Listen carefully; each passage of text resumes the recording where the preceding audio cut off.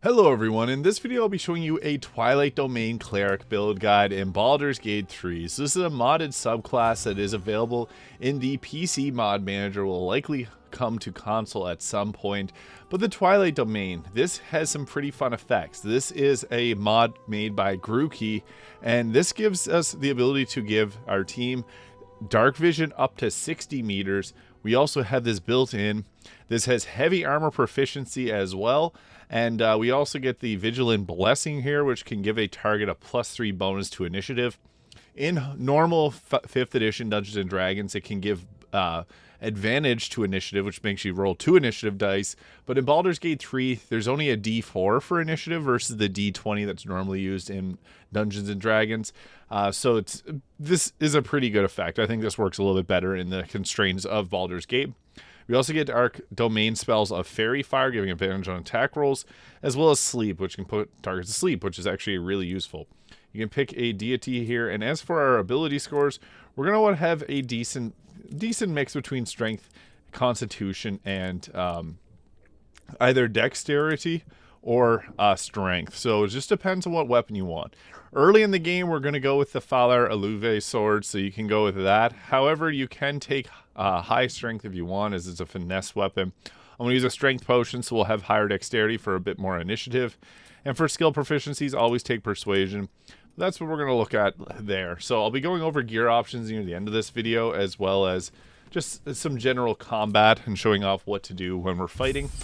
Now at level 2, we get our Turn Undead, and we get the Twilight Sanctuary, so conjure an aura of Soothing Twilight. Allies who end their turn in the Twilight are no longer charmed or frightened.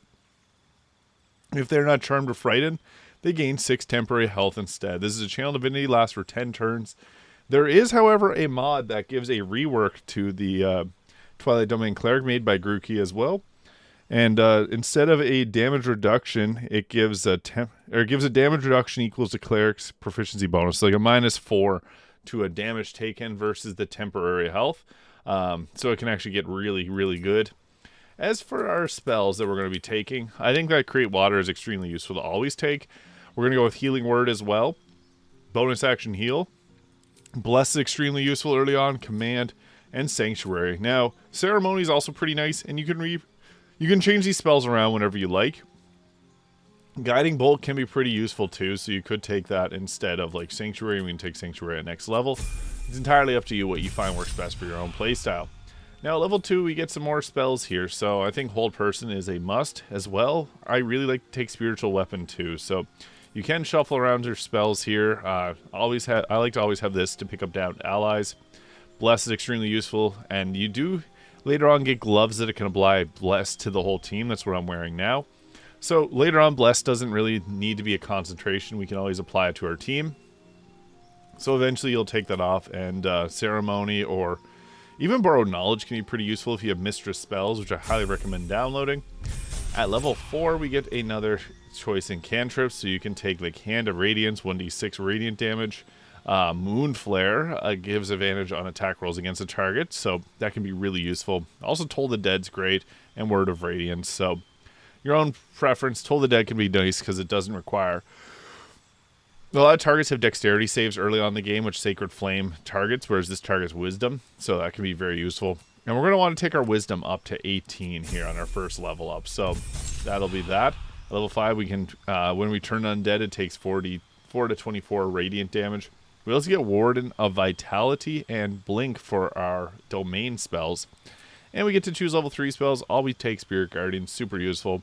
Incite Greed can turn all nearby enemies into walking towards you. That could be another option. Spirit Shroud is also there. Revivify, Mass Healing Word.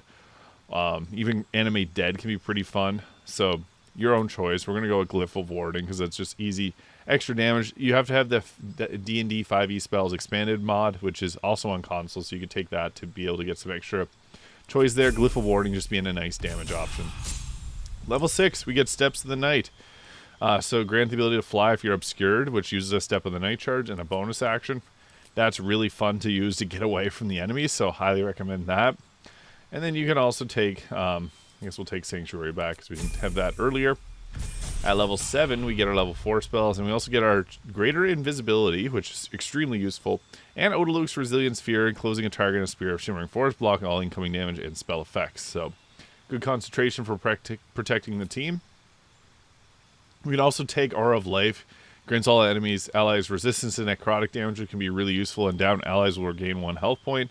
And Aura Purity, which can give resistance to poison damage and advantage on Constitution saving throws, which is very useful. We're going to take Guardian of Faith here, and Banishment can also be somewhat fun at times.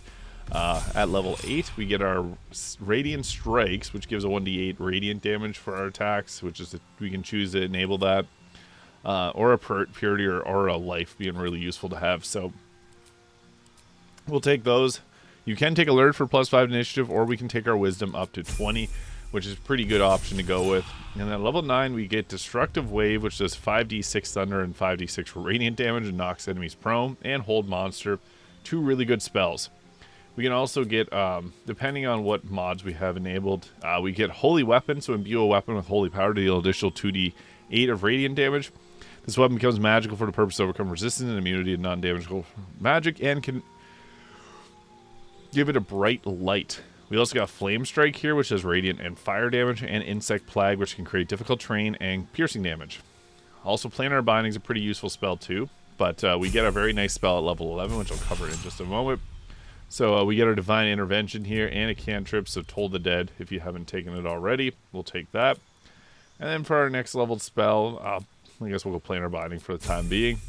And then at next level, we get our level 6 spells, so I always recommend having Planar Ally. That's just extremely useful to have. Lesser Regeneration can heal 10 points of damage for each turn, for 10 turns, so 100 healing overall. Harm is pretty useful too. Create Undead's nice for the mummy that you get. Blade Barrier can be good crowd control, and Hero's Feast is alright, but we're going to go with spells like this. And then for the final level, we can take the Feat. You could also take a single level of Fighter at the very start to give yourself Constitution saving throw proficiency, which is really good.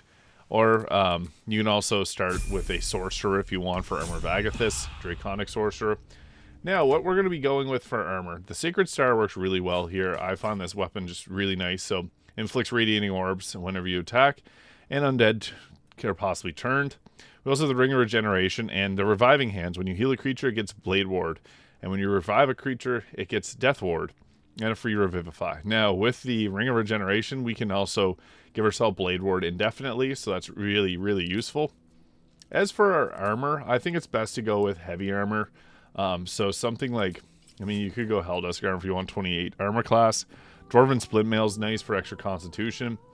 And the Armor of Persistence is another good choice. So that'll give us 26 armor class. Even Armor of Agility is pretty nice too, because we have decent agility or dexterity. So it can actually give us a not bad armor class. So we'll go with this here, Mephistopheles Die, which I think looks really good for this class with the purple and yellow. Cloak of Protection, Evasive Shoes, and Ring of Protection, and then Amulet of Greater Health. Then we also have the Mask of Soul Perception, but you can go with the Hood of the Weave if you'd like. And there's some other options for weapons too, like the Sword of Life Stealing, which will give you extra health on attack.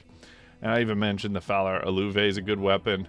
Marka Heshker is also pretty useful because you can be a good spellcaster with this weapon. And with Create Water, you can do a Chain Lightning, which is extremely useful. So take what you want for spells. Even Morning Frost can give you a free casting of Ray of Frost if you wanted that. Sharp Spear of the Evening is also good if you're going like the Shadowheart route and you went with an Evil Shadowheart for the free darkness that can be applied. And you can also get Darkness Vision, so that's useful. But pick one of these and you can roll with that.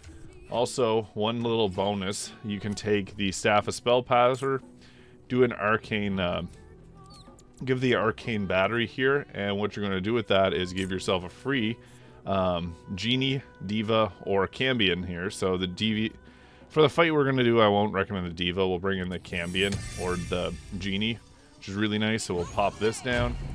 Boom. And then we can just swap our staves back. And then we get another free cast. So pretty useful.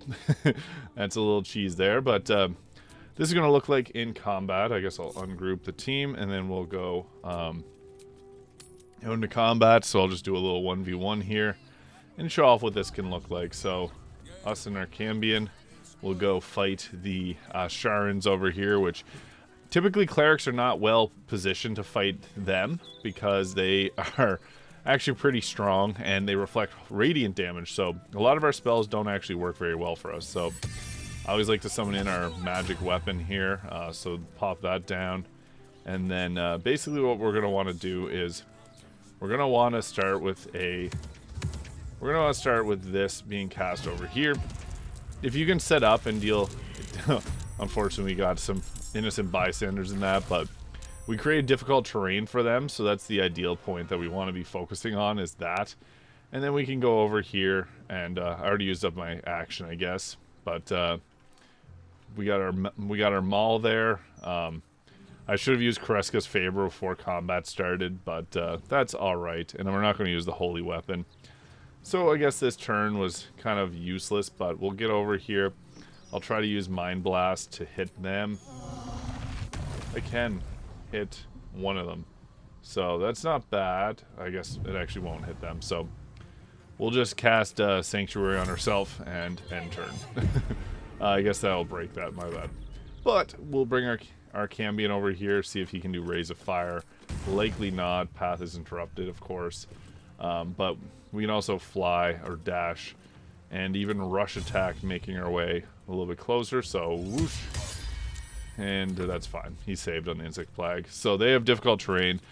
Crowd control is your best friend when it comes to being a cleric. So anytime you can cause any sort of difficulty, especially starting off combat, that was nice. 32. Yeah, extremely useful. So they're going to take damage and they're slowed down. So yeah, you can see there, that was a really useful way to set up.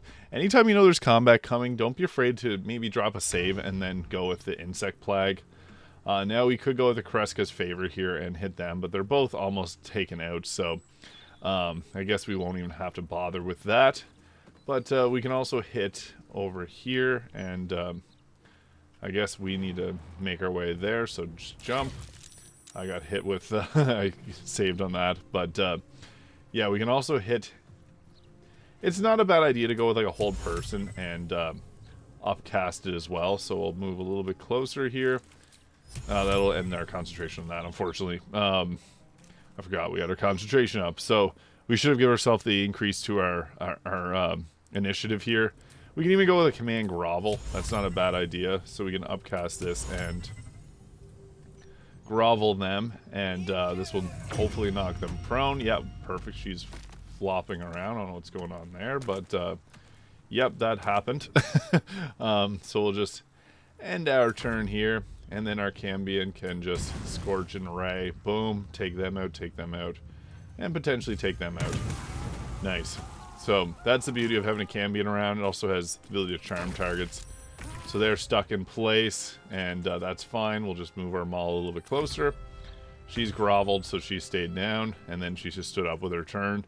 Now what's cool about this is we can actually, we can do something pretty useful here with command. So we'll hit her with that. We'll hit him with the come here.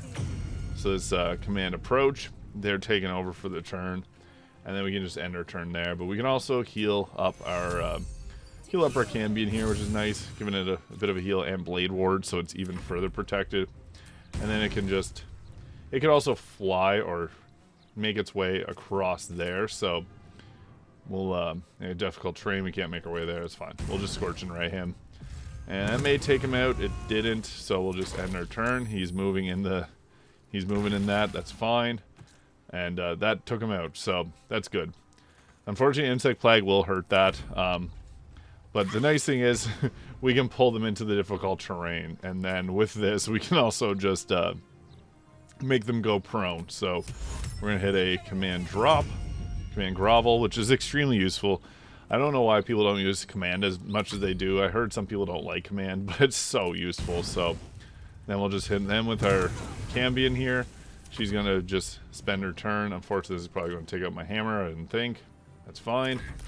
And yeah, my hammer went down. So she stands back up, takes damage, and then we can go with another command because we're very likely to hit that. But if we want something a little bit more fun, we can go with a Destructive Wave and take the necrotic version of this. So boom, took her out and knocked her prone. So yeah, that is what makes clerics so useful, is they can create crowd control spots and command people to walk through it. So yeah, that is, I guess we want to be using our initiative boost here, so we got that.